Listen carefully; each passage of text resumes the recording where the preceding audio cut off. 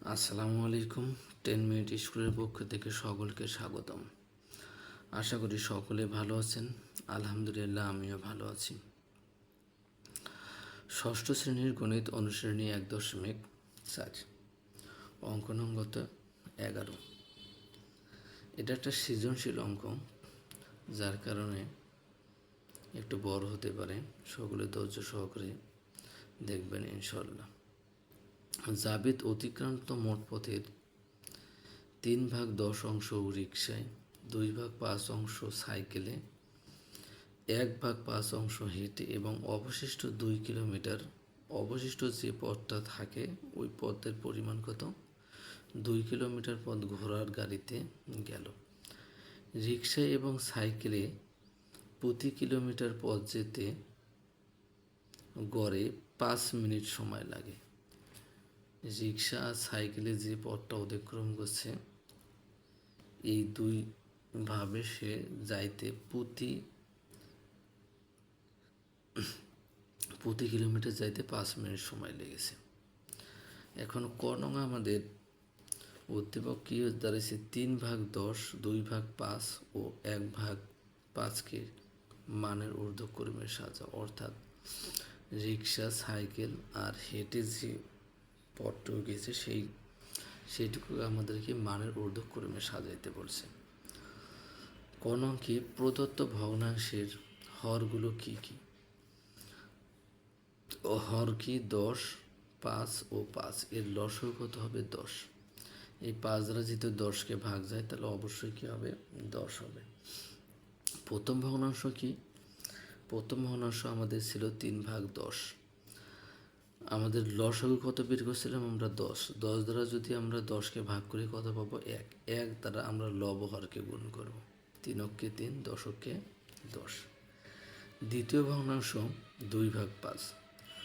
আমরা 5 দ্বারা যদি 10কে ভাগ করি কত পাবো? 2। 2 দ্বারা লব হরকে আমরা গুণ করব। 2 দুগুণে 4, 5 দুগুণে 10।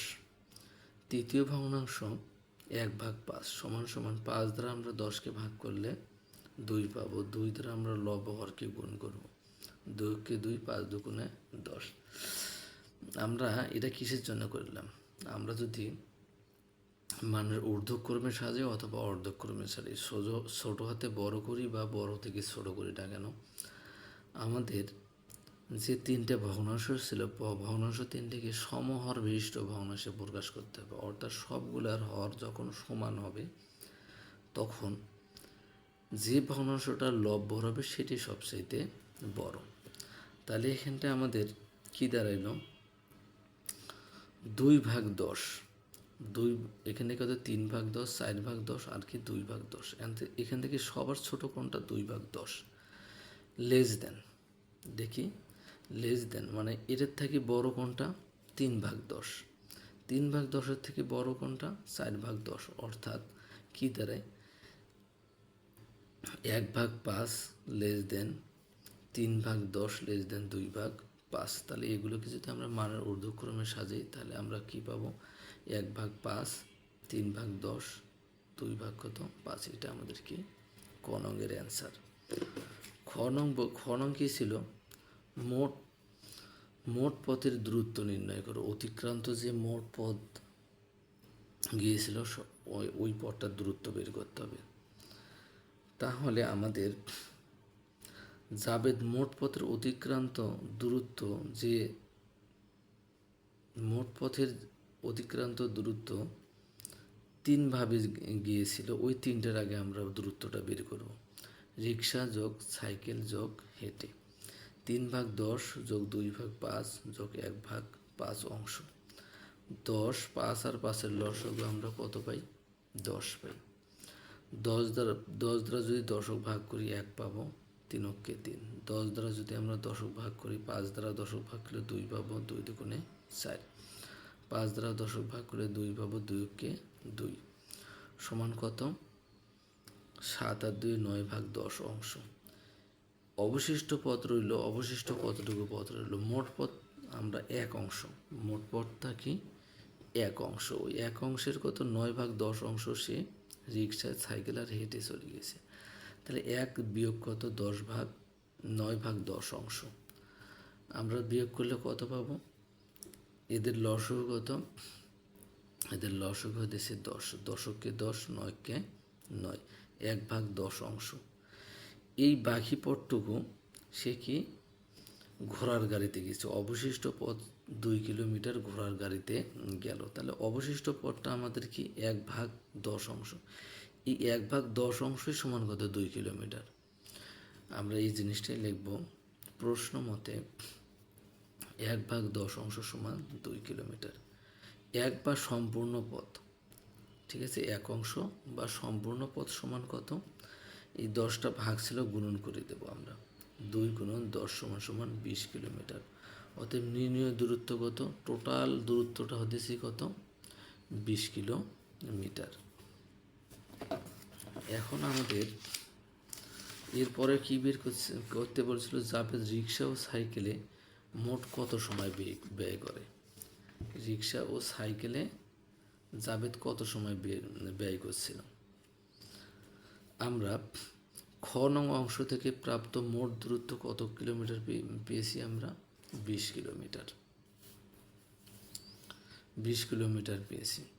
জাভেদ রিক্সায় 20 কিলোমিটার এর কত অংশ চলে গেছে? 3/10 অংশ।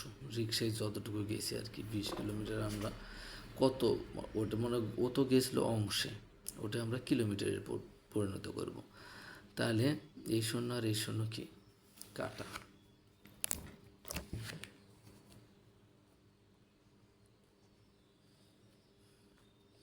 কত থাকলো? 3 দুগুণে কত? 6 কিলোমিটার। এরপর আবার জাভেদ সাইকেলে যায় 20 কিলোমিটার এর 2/5 অংশ, মানে 2/5 অংশ গিয়েছিল। তাহলে কত হবে? 5 দ্বারা যদি আমরা 20কে ভাগ করি 4 পাবো, 4 দুগুণে 8 কিলোমিটার। তাহলে জাভেদ রিক্সা ও সাইকেলে মোট যায় কত? রিক্সায় গেছে 6 কিলোমিটার আর সাইকেলে গেছে 8 কিলোমিটার। সমান সমান কত দাঁড়াইলো আমাদের? 8 আর 6 কত? 14 কিলোমিটার। 1 কিলোমিটার পথ যেতে সময় লাগছে কত? 5 মিটার। এটা আমাদের উদ্দীপকে ছিল যে প্রতি কিলোমিটার পথ যাইতে গড়ে সময় লাগে 5 মিনিট। প্রতি কিলোমিটার মানে 1 কিলোমিটার। তাহলে 14 কিলোমিটার যেতে আরও বেশি সময় লাগবে। 5 গুণন কত? 14, 5 14 70 মিনিট। আমরা যদি এই 70 মিনিটের এই জায়গাতেই যদি আমরা উত্তর লিখে রাখি, কোনো সমস্যা নেই, হয়ে যাবে, ঠিক আছে। কিন্তু এটাকে আমরা মিনিটে পরিণত করব। 70 যদি আমরা মিনিটে ঘন্টায় প্রকাশ করি 70 মিনিটকে, তাহলে কি হবে? 70/60। আমরা কি জানি? 1 ঘন্টা সমান সমান কত? 60 মিনিট। সমান সমান কত হবে? আমরা 70 যদি 60 দ্বারা ভাগ করি তাহলে কত পাবো আমরা? 60কে 60 এই 1, 70 থেকে 60 গেলে 10, 10 ভাগ কত? 60 ঘন্টা। সমান সমান 1 সমস্ত, আমরা এই শূন্য আর এই শূন্য কাটছি, কত? 1/6 ঘন্টা। সমান সমান 1 ঘন্টা যোগ 1/6 ঘন্টা। এই অংশটাকে আমরা মিনিটে প্রকাশ করব। অংশটাকে আমরা কি করব? মিনিটে প্রকাশ করব। তখন কি দাঁড়ায়? আমরা জানি 1 ঘন্টা সমান কত? 60 মিনিট। তাহলে কত? 1/6 গুণন কত? 60 মিনিট। 6 কাটছি, 6 10 কত? 60 সমান সমান 1 ঘন্টা 10 মিনিট।